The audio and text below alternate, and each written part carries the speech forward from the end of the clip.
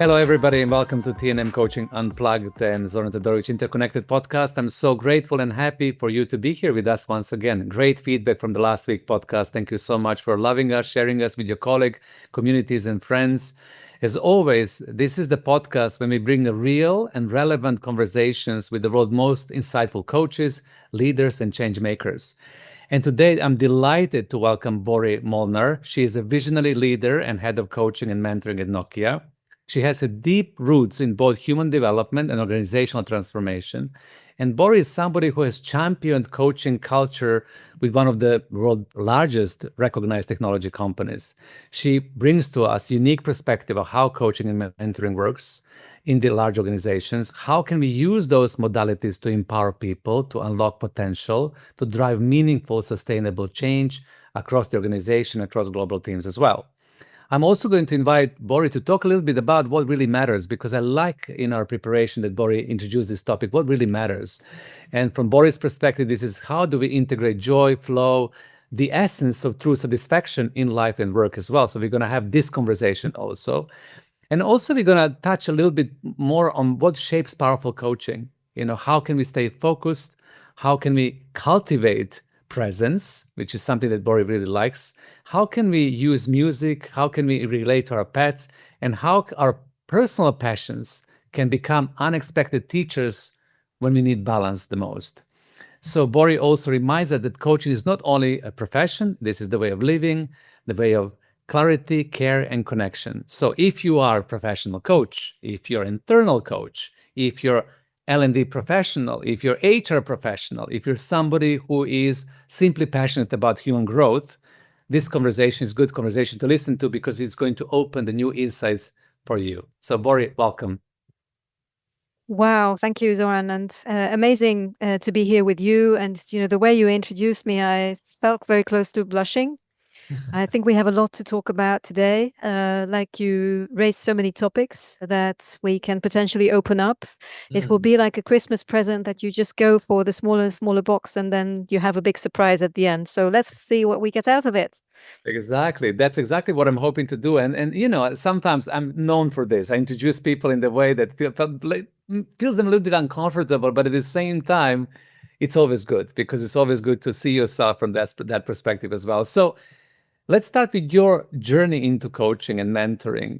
How was your journey? How did you get into it? And what do you feel is the most important elements in your professional career that actually moved you into the coaching and mentoring world?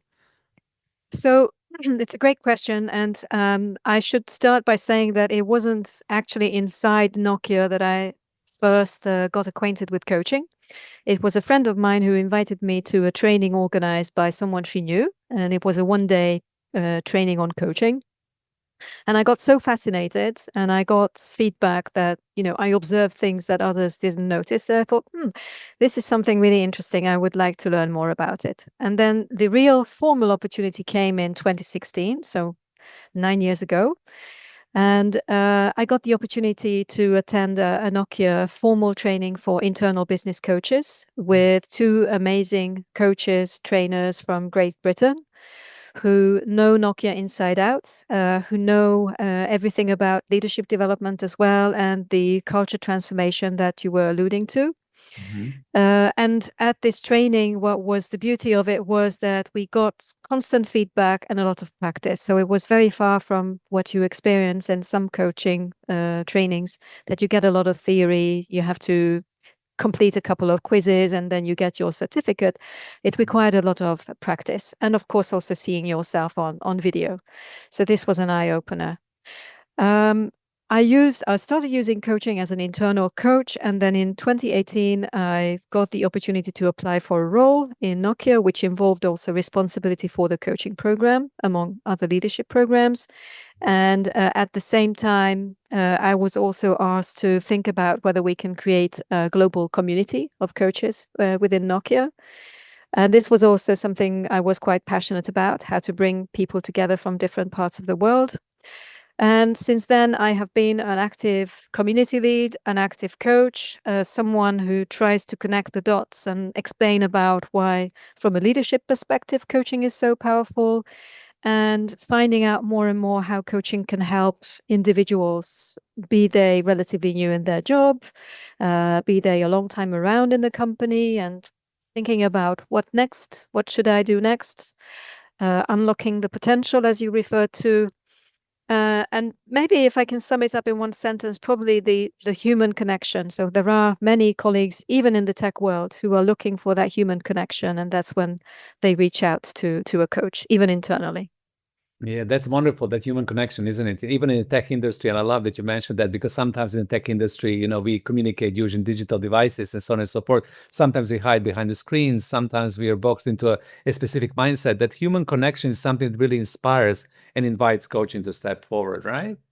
Absolutely, I totally agree with you. And especially these days when you read more and more about AI in coaching, Mhm. I get it, how it can help, but I think essentially people are looking more and more for that human touch, somebody that they can talk to real time, another human being, looking into each other's eyes. Mhm. A lot of the times, I'm going to just ask you one interesting question, because I've been asked that question many times when we were presenting about internal coaching in the organizations as well. How do people relate to internal coaches? So you are an internal coach, as I understand. You're also responsible for the community building and for coach training programs and so on and so forth. What is the relationship that people have with the internal coach? Do they value this, or do they think that external coaches are better, or maybe they go shopping around? I think the most reliable source are people who have experienced the coaching, being coached by Nokia internal coaches. And usually the feedback is that it has been very efficient, it has been beneficial, it has been an eye opener, it has been really helpful. Mhm. I would hasten to add that still there is still a little bit of stigma around coaching, Mhm. which sometimes leaders or even HR professionals can also create. People think that coaching is for those who are not performing well or are struggling or have an issue. But as a matter of fact, in our experience, and I'm talking on behalf of the community, in most cases, it's the very proactive, very smart, talented people who want to do even more, to grow, to develop, who turn to coaching. Mhm. What else can I do? And I describe it as the most personalized, most customized way of learning and development that you can imagine, because you are in the driver's seat. And I love that question. What else can I do? And you define, coaching in such a beautiful way. And this is also for people who are new to coaching, or people who do not understand coaching that well. That sometimes this is not about fixing people. This is not about underperformance. This is not about, here I am, something is wrong, give me a coach in the internal organization to fix me. It's about growth, development, enhancing performance. And I love that you're sharing about that people who are smart, intelligent, capable, are asking question, what is next, and how can I use coaching to support me to grow, right? This is a great trajectory for people to understand that. Yeah, I was telling the truth. And what I would like to add is that we like describing coaches as the thinking partners. Mhm. One of our coach trainers also said brain partners. So in some companies, they refer to internal coaches as brain partners, because we think together and we help vocalize or verbalize what is already in the mind of a coachee. Just speaking it out loud, thinking of the possibilities, the opportunities, the options, the solutions that they have thought of, but they were not brave enough to take the next step, or they were not committed to. And as soon as they spoke about it, there was that change. Yeah. Yeah, there was the change. I love, that definition as well. I use the definition, and we enable people to hear themselves thinking. Because sometimes when you hear your own thoughts, when you're able to have a powerful soundboard like coaches, to reflect, to mirror, to ask questions, to really enable you to communicate, well, then you can create or conclude in an informed way, and you can make right choices for your life and your work, right? Yeah, I could even describe it as being, in a way, the mirror. So Mhm. you play back what you heard, and hearing it back from the coach, that can give you an aha moment. Was that really what I said? Is Mm. that really what I think? I didn't know I had that in me, or I've never said that out loud. Yeah. Yes, Exactly. Now I'm becoming aware of it, right? Suddenly, when I become aware of it, I can do something about it. Yeah. exactly. So in organization like this, I mean, you're very fortunate in a way that the company that you work for values coaching and values internal coaching culture. Can you share with us, if you know, of course, what were the steps that your organization took so far to be able to cultivate the culture of coaching and use it as one of the most essential leadership skills as well? What was the journey like for, let's say, Nokia from your point of view? Well, I should mention a couple of colleagues who started the journey in Nokia, so I was just someone taking over. Yeah. Joël Cass, who you also know, he was probably the founder of coaching at Nokia. He brought it in and spread it first among senior leaders, executives, and HR professionals, and a couple of colleagues working with him. Luckily, there was, or luckily, I would say luckily, there was a big culture transformation going on when we renewed also our values and created our leadership framework and established what are the leadership competencies that are really critical for Nokia people managers. And in parallel with this, there was a lot of communication about what kind of leaders we would like to see and what kind of behaviors we expect from leaders at Nokia. And it was very close to a coaching leadership style. Now, what I should point out is that this kind of change doesn't happen overnight. And once you create it, it doesn't mean that, okay, it will just carry on its own independently, and you don't need to do anything about it. It's like a sensitive plant that you have to nurture. You need to give it water. You need to make sure that it gets the sunlight and so on. You get the metaphor. So it's a continuous journey. And I think one of the reasons why it spread was because many of the colleagues who go through the coaching certification training, they become truly passionate about coaching, like you and I. There are also leaders who suddenly, through the coaching training that they go through, because we also have a specific training for leaders, they have this aha moment, and their reaction is, well, why didn't I learn about this before? Or why wasn't this one of the first things I learned when I became a people manager? If I had known that there are these wonderful tools like using active listening, or, I don't have to solve all the problems myself, then probably I would have been able to create much higher level of trust right from the beginning. I would have been able to empower my team. My team would have been more innovative, etc., etc. So all these little puzzle pieces, they make the full picture come alive. And of course, we are supporting many initiatives in the company. But what we always realize is that you can't over communicate how coaching can help and that it is available in Nokia. I still get to this day some questions that is coaching really available to everyone in Nokia? Is it not just for senior leaders? Do we have internal coaches, or is it just executive coaches for the top management? So again, continuously you have to repeat the message. And the most credible way of communication is coming from the coaches. So I can share this experience with you. It was several years ago, just before COVID. We had a coaching day organized globally, and we also had a face-to-face event in our office in Budapest. And after our initial presentation, there was a free flow discussion in the room. And it was one of our coachees who started telling the others, you should really try it out. This is what it has done for me.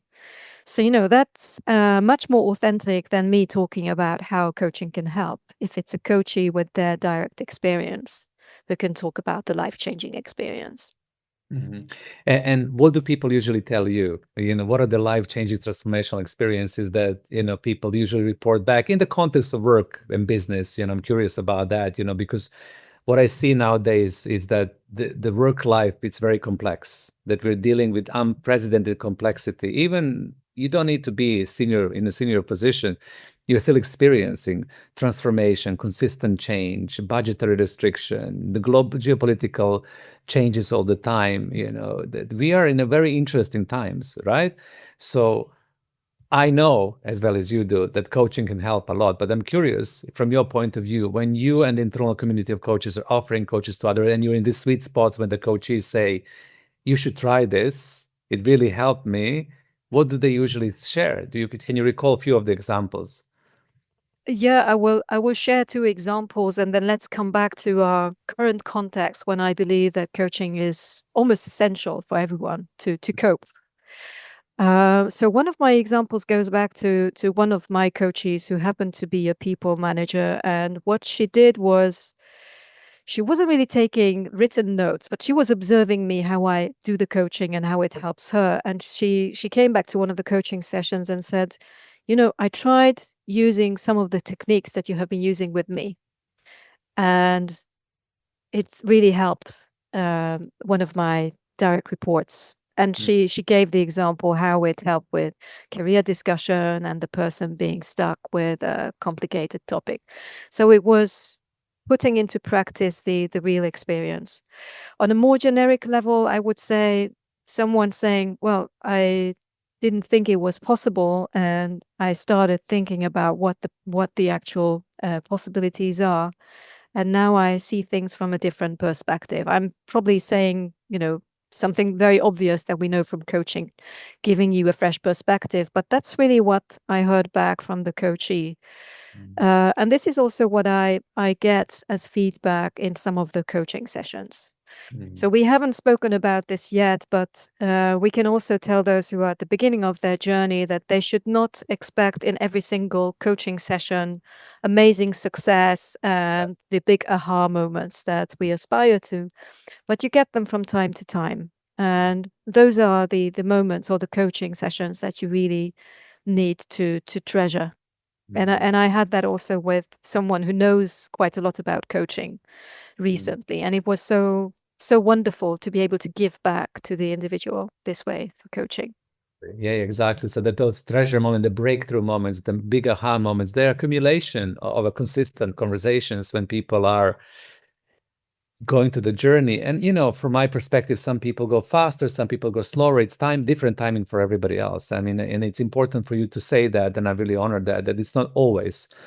So you mentioned also from your perspective that nowadays coaching is important because it's supporting people to cope with this reality that we're all facing right now. Tell me a little bit more about that. Yeah, so the words that we speak about a lot, or we hear about in many conversations, are ambiguity, uncertainty, changes, anxiety about the future. We know, just considering the last couple of months, that every day there's something that can break your routine or make you concerned and worried. And I think one of the beauties of coaching, if it doesn't do anything else, then as a coachee that you have a trusted person that you can talk to about your innermost fears, your worries, your concerns, somebody who listens, who cares about you. So this is one aspect. The other one is that we try to put this into a positive spin, forward-looking, future-focused. What could be the way out?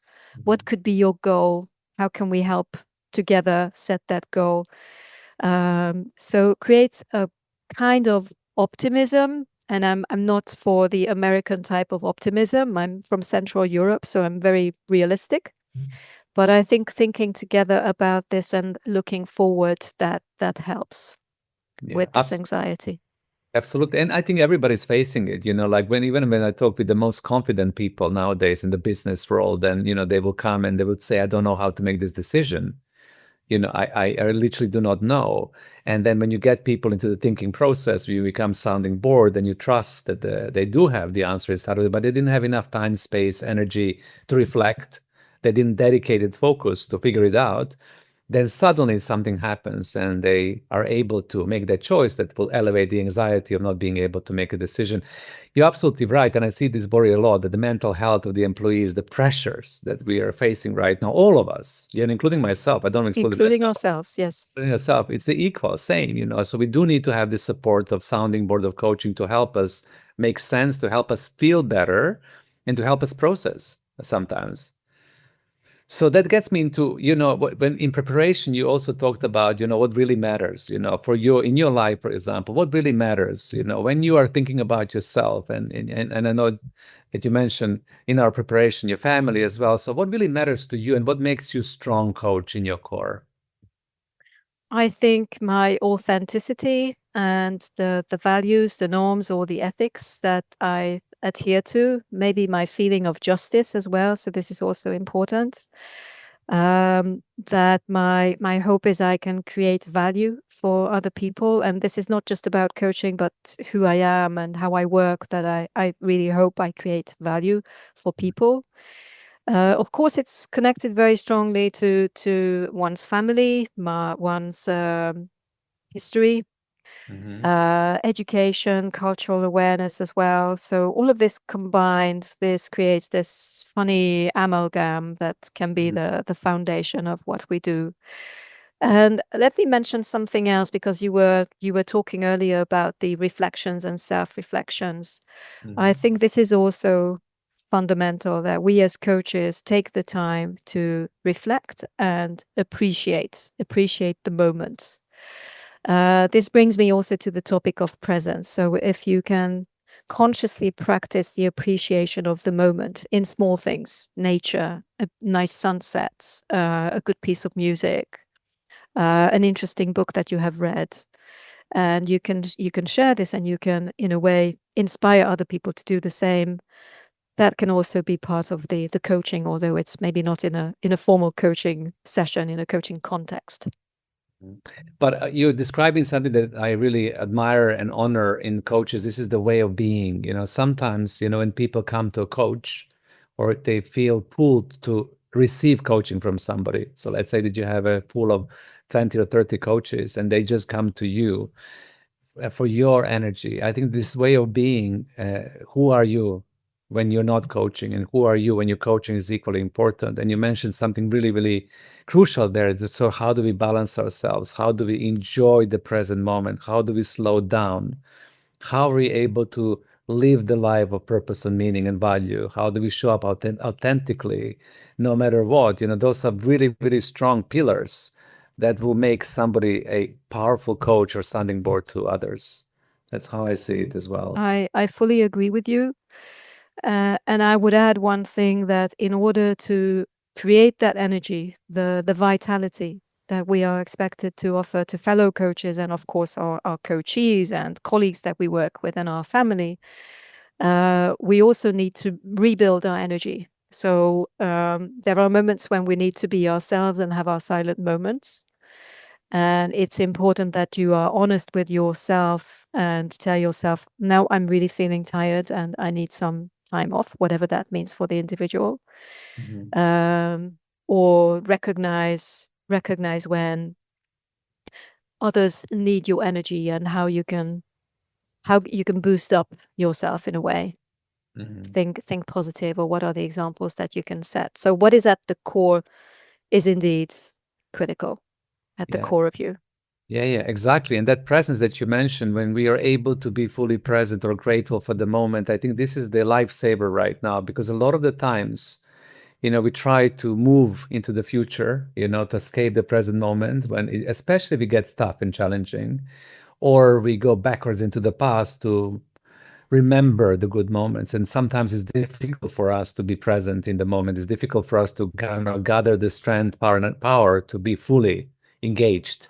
So when we are, that opens up a completely different way of being. And I think that for people who listen to the podcast, internal coach, external coach, leadership coach, personal development coach, I think that beingness or being a coach is super important. And this is what we're talking about right now with Bori and unfolding. Who do you need to be able to be a powerful coach for yourself and others, right? And one of the key elements, Bori, that you mentioned is this presence that I always think is super valuable to bookmark. Presence in many different meanings, because we talk about presence, of course, also in an actual coaching session.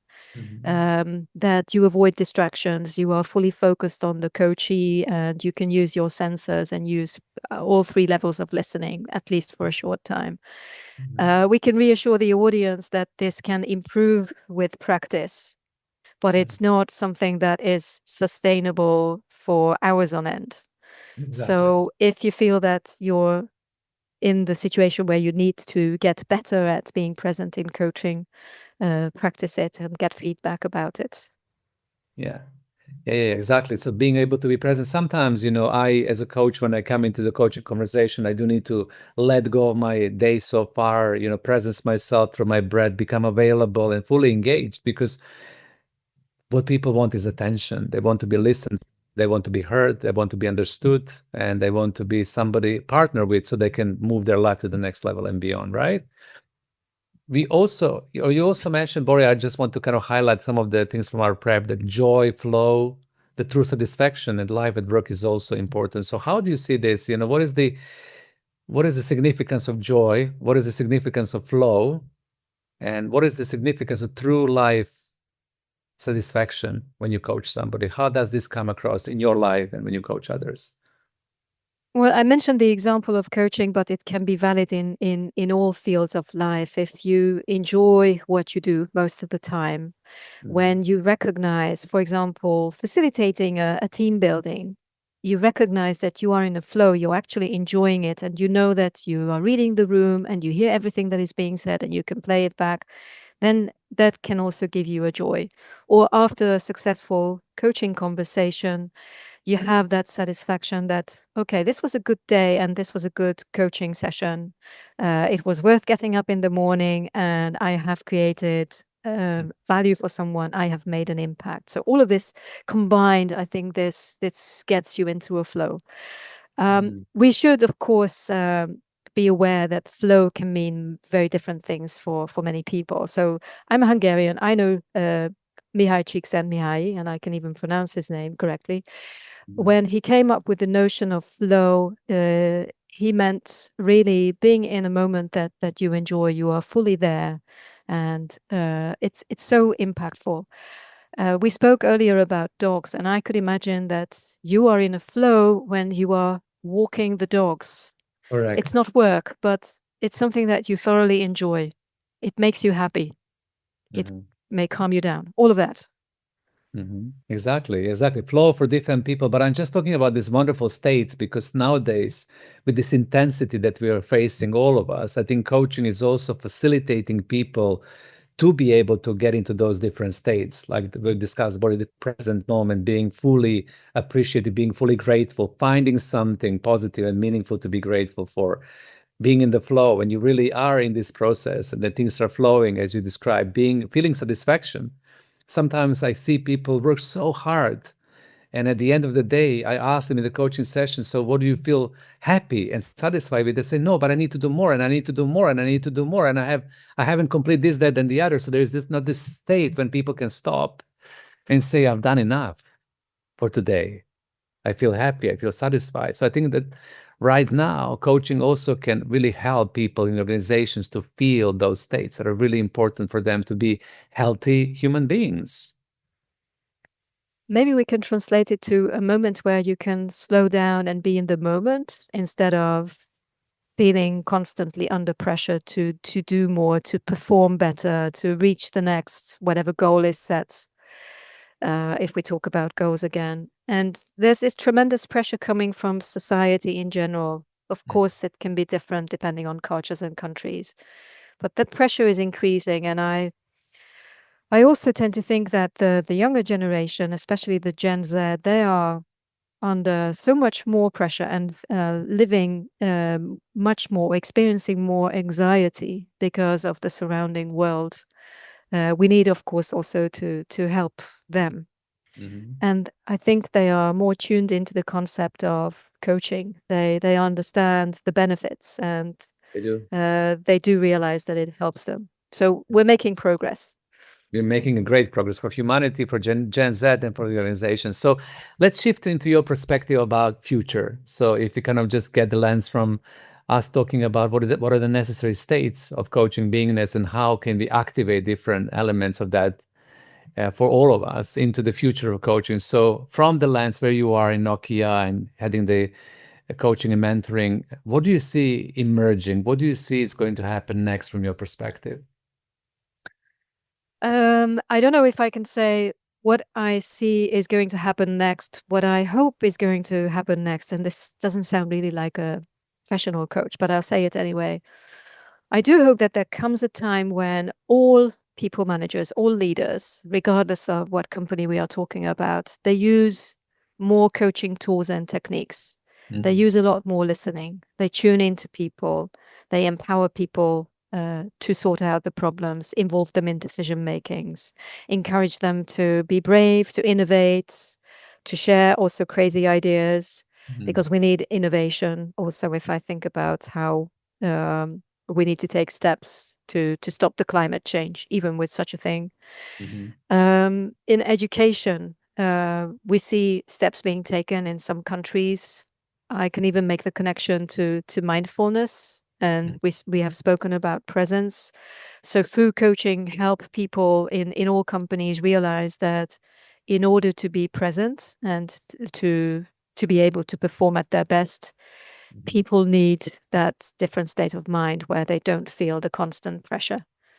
I don't think we can carry on like we are doing now for very long.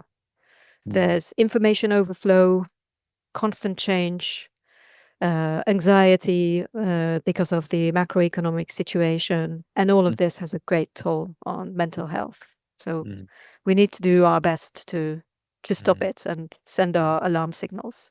Exactly, and evolve it to the next level and beyond. I think that our, role and responsibility, especially when we take position of coaching others and inspiring others in a positive direction to the positive future. I love how you created a spin that what we really want to see that everybody receives this technology and that they also start using it because I know, people who listen to this podcast might know, some people might not know the power and the impact, right? When somebody really receives good quality coaching, how can they transform themselves and as a result of that transform their business, their team, their KPIs, the impact, and then go beyond, beyond, beyond. It's limitless, so to say. And through the power of coaching, how can we really get people to maintain their well-being and mental health when we all challenged at this moment in time to hold really and to really give ourselves the nourishment and love that we need to be able to sustain. So just kind of discussing into that future, what would be your call for action? So if you're aware that, a lot of people who listen to this podcast, it's a mixed bunch of people, Bori. They're self-employed professionals, HR directors, leadership development directors, people who also run their own businesses, CEOs, executives, leaders. So there's a lot of mixture. So if you imagine all this audience and different people listening to you and being inspired by you, because I also want to bookmark for everybody that having an internal coaching team within the organization is something outstanding. It's not that every company has that. I think companies who are doing this, they're quite conscientious and super responsible because they know what they need to give in order for their employees to grow in the most beautiful way. So I just want to honor that for Nokia as well. So knowing what you know and who is listening to you, what would be a call for action? What comes spontaneous for you? What would you like to inspire people, invite people to consider, do as a result of listening to you today? I will cut it into pieces. So I would start with whoever hasn't tried out coaching, being coached, do it whenever you can, as soon as possible, so you gain that experience. Those of you who are professionals coming from the HR world or people managers, at least try to embrace the essentials. And if nothing else, um, use active listening more, listen more in general, and you will get a flavor of how that impacts the team. And then I would make the connection to growth, to learning and growth, and also to well-being and mental health. So think together with the person that you are having the conversation with. Let them open up. Let them feel more comfortable talking about why they think they can't accomplish something. Build their confidence through a really open conversation after you have created rapport. And the link to well-being, because we will focus next week also on well-being and mental health, and the link to coaching, maybe highlight that through coaching, if nothing else happens, maybe a coach can help you create healthier habits, set a goal for your well-being. It can be regular walks, it can be going to bed at the same time, roughly, hopefully leading up to more sleep or healthier sleep. Discussing with the coach what are the actions that you could potentially take in order to become healthier, how to get rid of the negative thoughts, what would help. So use the coach as a thinking partner and create a plan for your own well-being. Mhm. Maybe the coach will also give you their examples, maybe not. A real coach will rather build on your thoughts. But that healthy habit, that healthy routine, and setting a clear goal, that will for sure turn up in this discussion as well. Yeah. Thank you, Bori. Thank you so much. I mean, for inspiring conversation as well. I just want to bookmark and honor you once again because, what I love about you is that you're real, and what really matters, it's what really matters. And when Bori summarizes this in such a specific way, everybody can hear exactly what we need to do. So I'm super grateful to you, Bori, for coming on this podcast today. Thank you so much for sharing your wisdom, for sharing your life, for sharing, your knowledge about coaching experience with me and with the audience. I'm super grateful. Once again, thank you so much. Thank you for giving me the opportunity for this wonderful conversation with you, Zoran. You are an inspiration to me and to many people in Nokia, as you know, and how you say things that leaves such an important impact on everyone, such a warm, welcoming, loving way. So thank you. Yeah. Good. The mutual. Thank you so much for honoring that and recognizing it. Everybody else, I hope this was inspiring. If you are somebody who is thinking about how can I start coaching in my organization, if you're somebody who is already working with coaching, but you are seeing the rebellion or you are struggling to push through, if you're somebody who is already coaching and wants to coach even more, all of these tips and tools that we have discussed so far today will be beneficial for you as well. We really want to stay with what Boris has said, in her closing statement, which is we would love to see as many people's managers, many managers in all the organizations, making sure that they receive technology of coaching and knowing how to use it for benefit of all, for benefit of us, for benefit of our team, for benefit of our business, and also for benefit of humanity. Because once when we do this, of course, the whole humanity will benefit as well. So thank you so much for tuning in and enjoy TNM Coaching Unplugged. We'll see you next week. Until then, bye for now.